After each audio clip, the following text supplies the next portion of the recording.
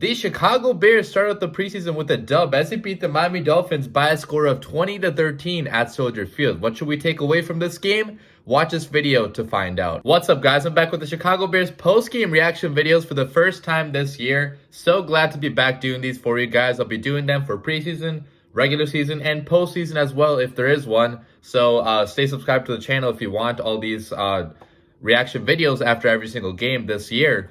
But pretty much, guys, in this video, I'll tell you guys what I took away from the game we played yesterday at Soldier Field against the Miami Dolphins. And there's a lot to talk about, okay? So I'm probably just going to jump into it. But before I begin, I do have to say I was at this game yesterday. So there's going to be a vlog coming out later today, probably after this video, where I recorded like a bunch of footage from the game and just like going there and stuff. It's not like a really long and, 20-minute vlog or anything like that, but just a few fun video clips just to put out there for you guys, okay? Because I had a really fun time going to Soldier Field yesterday. I got to meet a lot of you guys, got to meet some of my other, friends from online too, from Twitter and all. So it was a very fun time, a very fun game as well. It was so exciting to be back in Soldier Field with other Bears fans. It was pretty much a packed crowd as well, all on their feet for Justin Fields. It was such a fun time. Let's talk about what happened in this game, guys. And obviously the first thing I want to talk about, because it's the biggest topic from this game, is how did number one right there look? How did numero uno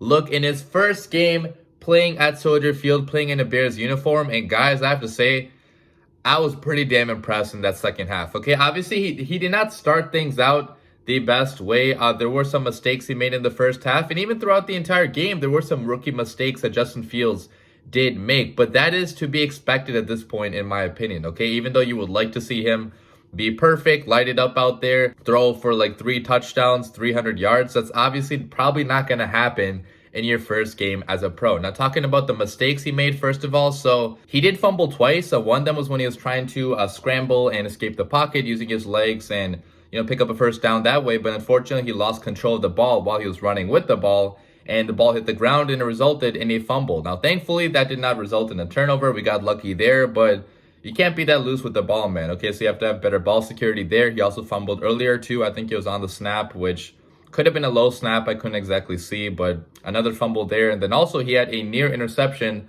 in the first half where he kind of threw off of his back foot into double coverage, which that's not a ball you should throw, guys. Okay, that was a very dangerous pass. Could have easily been intercepted. He's trying to play hero ball there where really wasn't a play to be made. But guys, aside from those mistakes and probably maybe a few others, he was pretty damn good in this game, guys. Okay, all of his traits from college were all on display in that second half at Soldier Field. He had pretty much all Soldier Field on their feet rocking because of insane plays he was making all by himself, using his agility, his speed, his 4.4 speed, his ability to move outside the pocket, to make something out of nothing, to improvise. Like, all of that was on display for us in this game, especially in that second half, which is just so exciting to see, because even when some of Matt Nagy's play calls were not working really, right? Like in the first half, some of the called plays really weren't succeeding.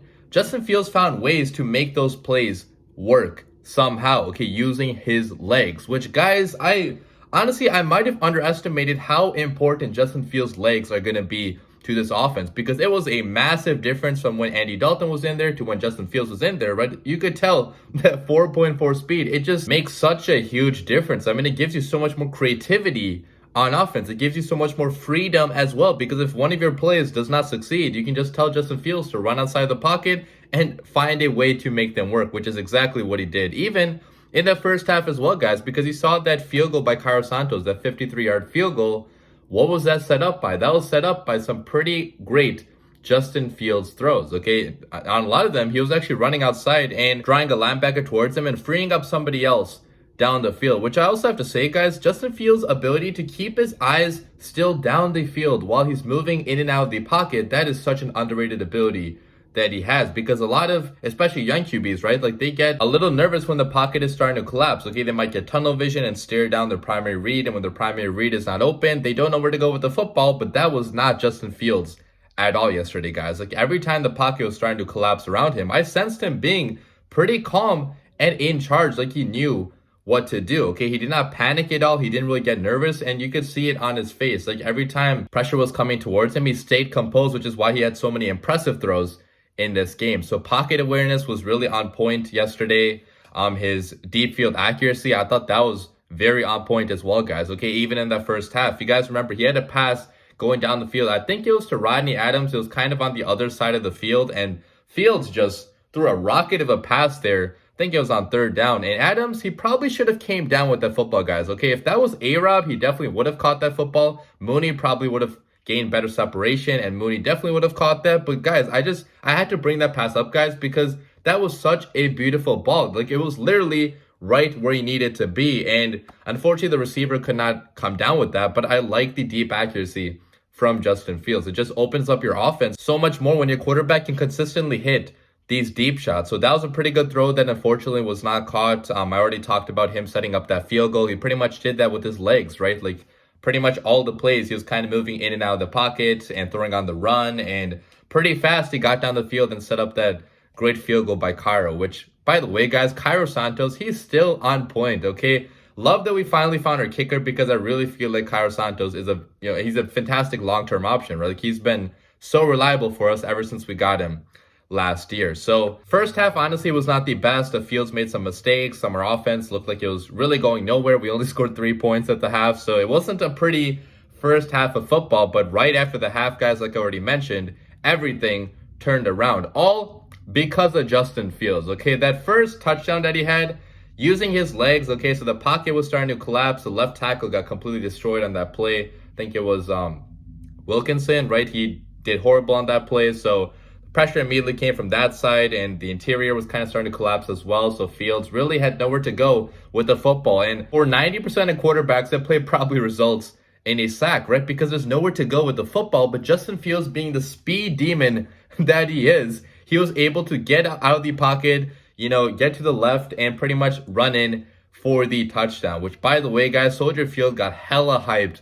during that moment. Okay, to see our rookie quarterback go in there for the first touchdown of the game, that was truly a special moment. And Fields' just ability to make something out of nothing, that really came into play right there, because where else was he supposed to go with the football? I didn't see anybody open on that play, and the offensive line did horribly on that play. But Justin Fields, using his speed, was able to turn that play into a touchdown. So really a fantastic play there by Justin Fields, definitely the play of the game. He also had another touchdown pass in the second half, which was to Jesse James, backup tight end Jesse James, who got wide open there on a brilliant play call, honestly, by Matt Nagy, right? Because he was schemed into being wide open. Obviously, the defense did not do their job there, but that's because of Matt Nagy being pretty clever in that play call. I've seen him actually run the same exact concept a few times earlier last year, but they didn't work out as well as they did today. But obviously not a very hard throw to make for any quarterback, because he was schemed into being wide open. Like there was pretty much no DB even close to him. So, any quarterback could have made that throw, but the way that Justin Fields identified him down the field and still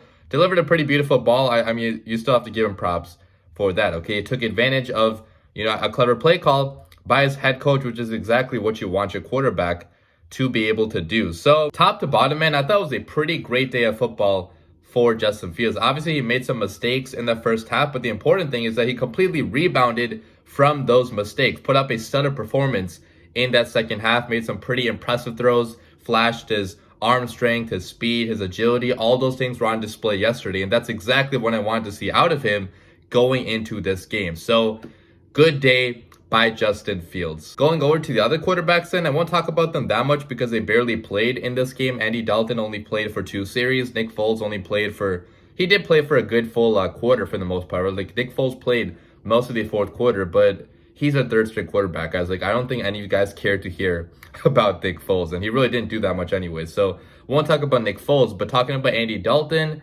I really don't know what to say, guys. Okay, so again, like I mentioned, he was only in there for 2 series. They went 3 and out both series, so obviously don't want to see that. It was not a good start to the game at all, but you got to keep in mind that sample size is pretty small, and he was going up against one of the better secondaries in the NFL, so I'm not going to judge Andy Dalton too harshly here because he didn't have much to work with. Okay, he didn't look good at all, but he didn't look, I guess, horrible either, but just not enough to take away from. Okay, so we won't talk that much about Andy Dalton in this video. If he plays more in the next game, then I'll talk about him a little bit more, but right now, what can I even say? So Fields, obviously the best quarterback from today. I'm going over to the defense now. I definitely want to talk about the Bears defense because, man, Sean Desai's play calling, his energy was definitely present in the play of the defense because top to bottom, didn't matter if they were first string, second string, or third string. All parts of our defense were making plays out there yesterday. Okay, we only held the Dolphins to 13 points and we got a ton of hits on the quarterback. Okay, so we had 8 quarterback hits as a team. We had 3 sacks as well, and it was pretty much just a great performance by all members of that defense. I want to talk about some people in particular. Number one, Alec Ogletree, okay, the linebacker that's made a crazy amount of plays in training camp so far. How did he look? And I think he looked pretty good, guys. Okay, he did get beat going down the field on I think it was like a 20, 30-yard pass from Tua, which bad play by him, obviously, in coverage. But guys, later on at the goal line, okay, on 3rd and goal, Alec Ogletree seemed like he got shot out of a cannon, came out of nowhere and got to the running back for the loss, which prevented the touchdown. Which, guys, Alec Ogletree at this point, I really think he's going to make the roster, right? Because the guys in front of him on the depth chart, Christian Jones, Joel Iyiegbuniwe, they haven't flashed as much as Ogletree has, at least to me, okay? There's still a lot of camp left, so we'll see what the Bears do. But right now, I really feel like Ogletree should make this roster, okay? DHC also had an interception today on Tua, okay? On a pass from Tua, which Tua threw a pretty bad ball there in double coverage, but DHC came away with that interception, okay? So great play by the backup safety. He's been looking pretty good in camp so far this year. I think he was a 6th-round pick by Ryan Pace, a while back. It's been more than, 4 years now? So, he's a depth guy. It's honestly been making a lot of plays recently, so love to see that. I also want to talk about Duke Shelley, though, guys, because I was pretty harsh on him in my earlier video that I released, I think, last week, where I was talking about how he wasn't looking the best in camp. But yesterday, guys, Duke Shelley was actually looking like a pretty capable nickel corner, okay? He made a lot of plays in that game where he was, getting a hand in there and forcing an incompletion or, some pretty timely tackles as well. So honestly, Duke Shelley did not look all that bad to me at nickel, okay? It was a pretty good performance by him. Pass rusher Charles Snowden also had a pretty good day. He got in there for a sack on one of their backup quarterbacks. And honestly, man, I think top to bottom, like I said, our defense had a very good day of football, okay? They were out there getting to the ball, making some pretty good tackles. The energy was pretty high the entire day. Secondary looked pretty good as well, even though we didn't have, all of our guys out there, right? Like Eddie Jackson, don't think he played in this game. I don't remember seeing Eddie Jackson out there. So we had some guys missing, but still,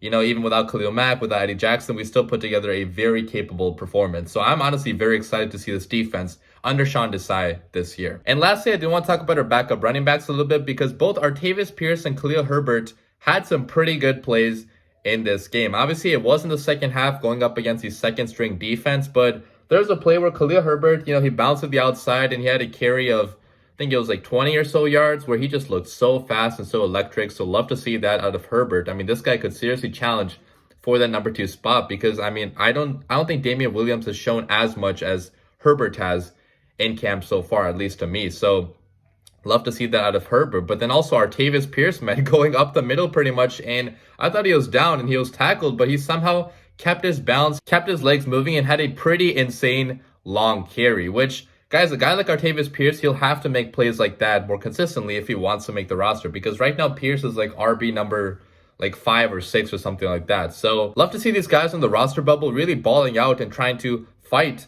for their NFL lives because that's exactly what they're doing in games like this. But that's pretty much all the notes I have for yesterday's game. I thought top to bottom, it was a great day of football for the Chicago Bears. First of all, being there in person and seeing them play football with other Bears fans, that was so much fun. But the outcome of the game as well, guys, okay, to win that game, to win your first game, even though it is preseason, that is a pretty exciting thing, okay? We saw great football from Justin Fields. We saw great football from our defense as well. So let's keep this energy going, guys, okay? This offseason, this training camp has been so fun for a variety of different reasons, but I hope you guys enjoyed this video. Let me know what you guys thought about this game down below in the comments. But as always, bear down.